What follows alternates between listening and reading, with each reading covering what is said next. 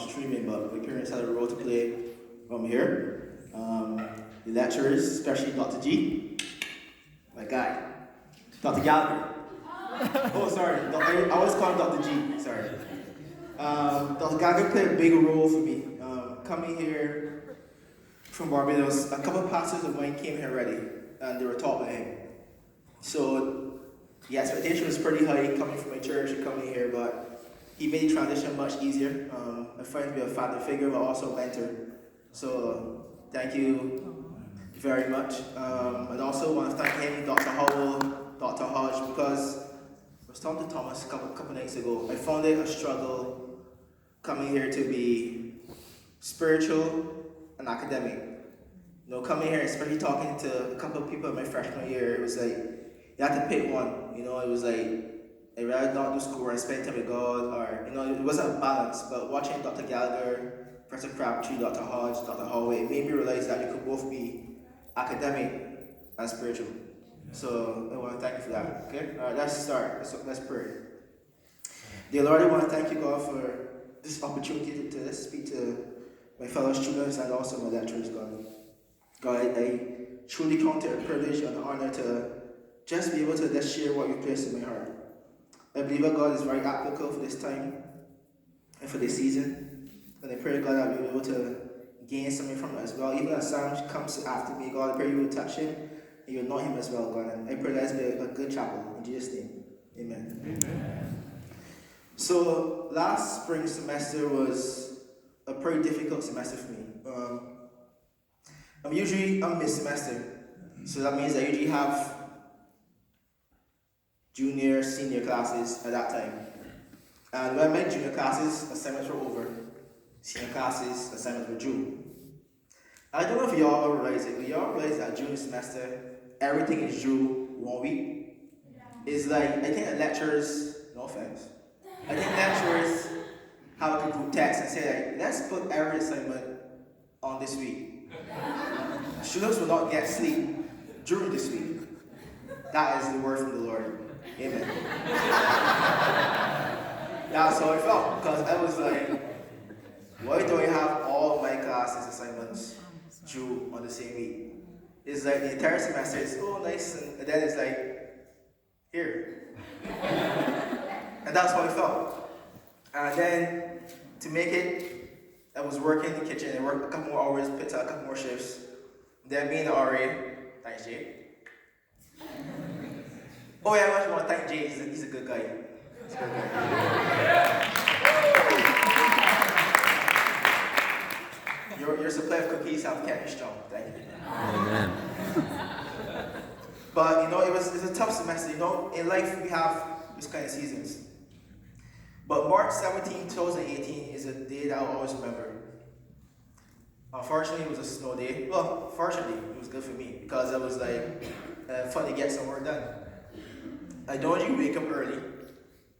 Thierry and Sam them could attest to that. But I actually woke up early. I was saying I'm going to make a good start. So I woke up like 8, had breakfast and everything. And like around 9:30, I was about to start my work. And then I got a text from back home. Now, my home church is pretty big. It has over 4,000 people. It's going for over 50 years, so it's been going good. And my family has been there for over like 40 years. My grandparents, my parents know me. So they're pretty known in my assembly and in my fellowship. So I got a text saying, Ezron, I'm sending condolences for your grandfather. So I was saying to myself, this person cannot be serious because I didn't get anything from my mother or anything like that. So imagine you getting a text like that from back home and no one from your family has told you anything. So I thought it very strange. So I was like, nah, this is a joke. But then more messages came in. I was trying to reach my mom and it was like getting through her. I was like, yeah, something isn't right. So when she finally got through me, she told my grandfather had passed. Now, I'm very close to my parents and my grandparents.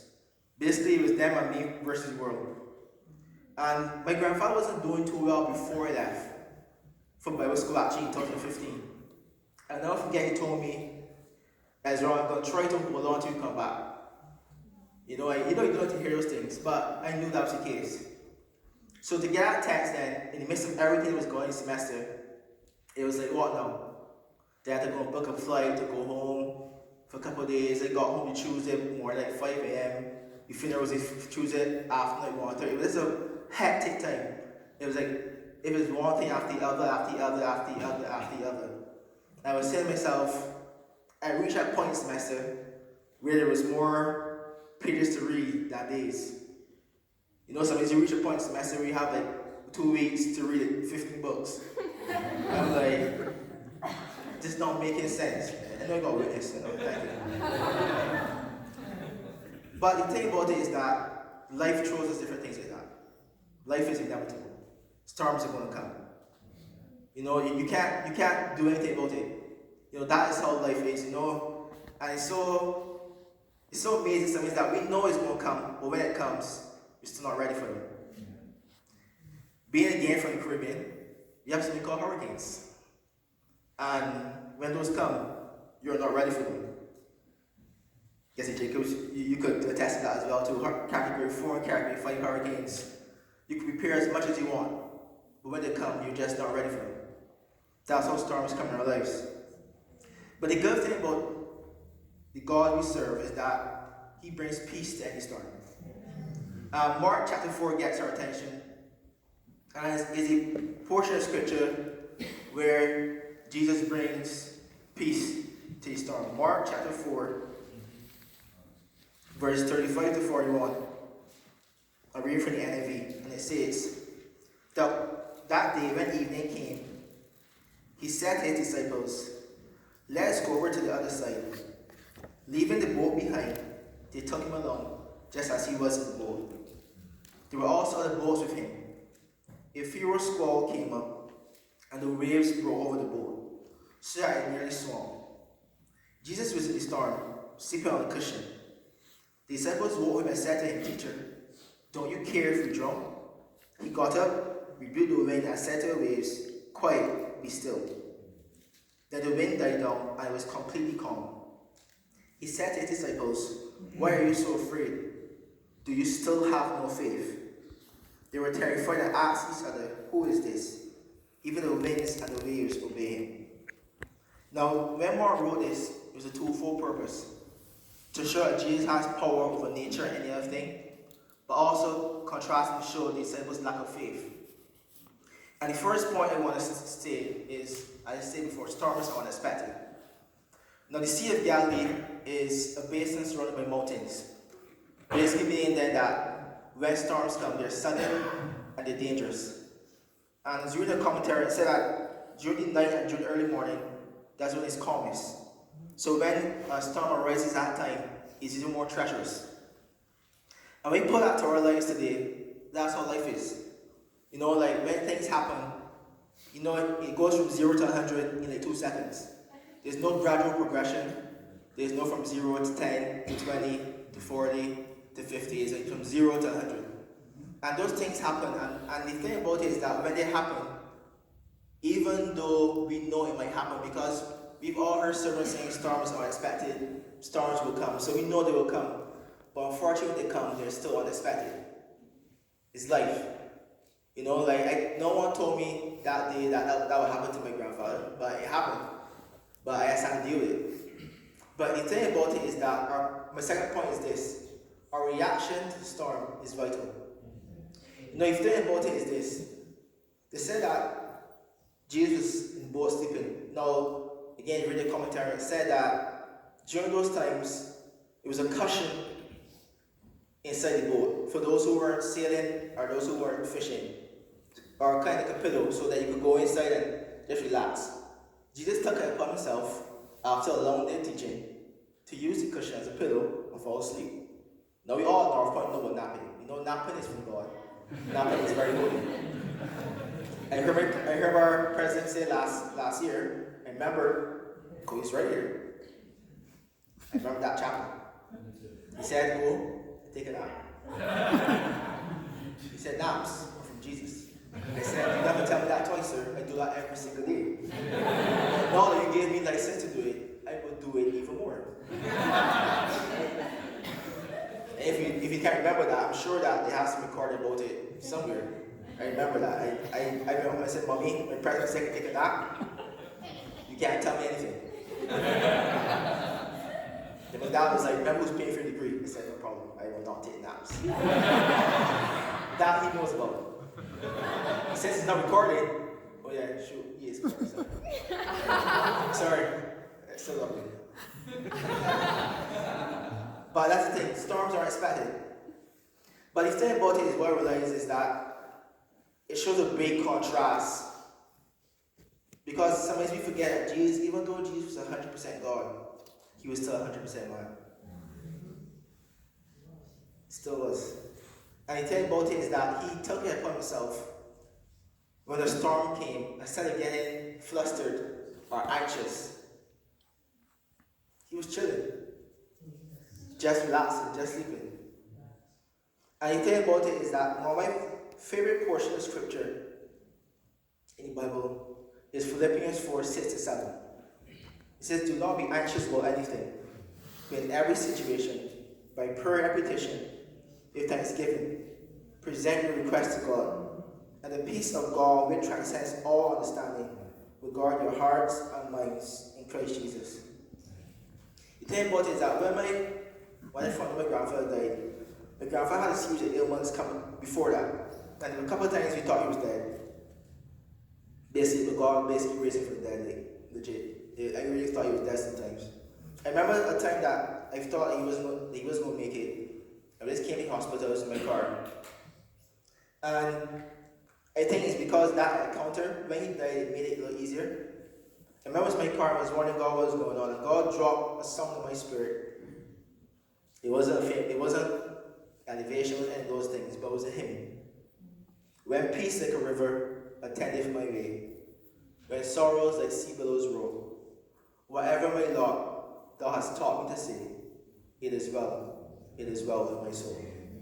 And it made me realize that whatever comes, I want that whatever it happens, that God will give me peace, because I know who my God is. I know who I can rely on. I know that whenever storms come, whatever happens, whether it's school, whether it's life, because the thing about being a student is that we have other lives as well too. You know, sometimes you gotta work to stay in school, work to pay your bill, work to come back next semester, then there's church commitments, there's life, there's family, and it's not only school, everything happens. I know it's not only for students, but for lecturers as well. You know, I know that you guys have lives as well too. You know, like we think about papers, but being the TA for one semester, we realize that then all papers come in from 5 classes.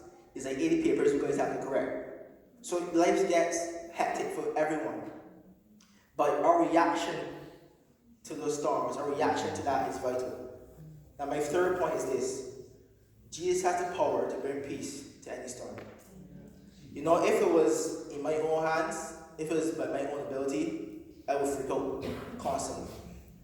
But if they realize is that I serve the King of Kings and the Lord of Lords. He's the Alpha and the Omega, the beginning and the end, the first and the last, the resurrection and the life. You know, we just celebrated Easter, and you know, one of the things I love reading Easter accounts was when Pilate asked Jesus, don't you know I have the power to kill you or to let you go? Jesus said, you have no power over me if it was not given from above. That is the God we serve. We serve a God who is beyond comprehension. We serve a God that even when a storm comes, he's sleeping because he knows everything is going to be alright. And if my God could take a nap in a storm, guess what I'm going to do? I'm going to take a nap in a storm because I know at the end of the day, he's got my back. John 16:33 says, I've told you these things so that in me you may have peace. In this world you will have trouble, but take heart, I have overcome the world. And the thing about it is this, I know that finals are coming up, different things are coming to an end. You know, for us as seniors, graduation is upon us. What we're going to do afterwards, how we're going to do this, how we're going to pay back loans, everything comes up, then have to look for a job. Someone who not getting married have to find a wife. Yeah. It's too much. But the thing about it is that you can have peace in any storm. I want to challenge you with something with this. And something called the Peace Challenge. From now on to the end of the semester, I want us to operate Philippians 4, 6 to 7 as our daily thing. Do not be anxious about anything, but in prayer and petition, present your request to God, and the peace of God which passes all understanding. And the thing about it, it says with thanksgiving. Now, it doesn't add up to being a storm and thanking God. But look at it this way, when you're in a storm, you already know that your anchor holds. You already know that you have someone, even though it may get tough, even though peer pressure may come, finance may come, everything may happen. You know that you have someone, the King of Kings, who is right with you. And that's all you need to do. So I want us to imagine this. Imagine if we adopt this peace challenge as a body. Imagine when storms come, because they're going to come. They're inevitable. Imagine instead of freaking out, you say, God, you know what? I'm not have the answer, but you do. And once you do, everything's going to be okay. I don't know how you're going to do it. I don't know when you're going to do it. But all I know is that you're going to do it. And adopting that peace in the community and realizing that anything is possible, that wherever storms come, Jesus is there to bring peace. Imagine then how we would operate. You see, the world is looking at us to see how we will handle things. The thing about storms is that storms come, whether you're a Christian or non-Christian. But how we handle them will separate us from them. Let's pray. Dear God, I just want to thank you, God, for your word. I pray, God, you know that in this time, God, is difficult. You know, different things coming up, God, life happens. They add up to finals and papers, God, it seems overwhelming.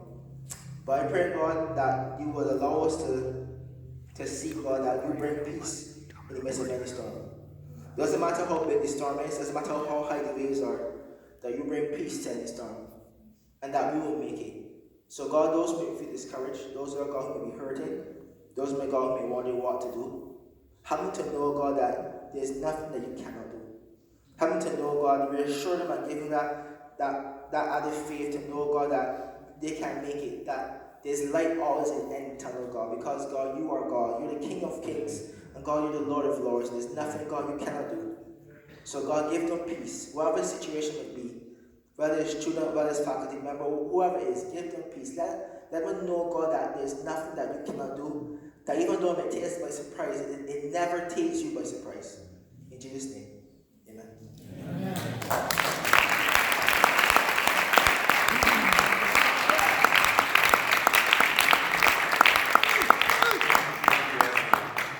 What a promise, yes. How many of you are going through a storm right now?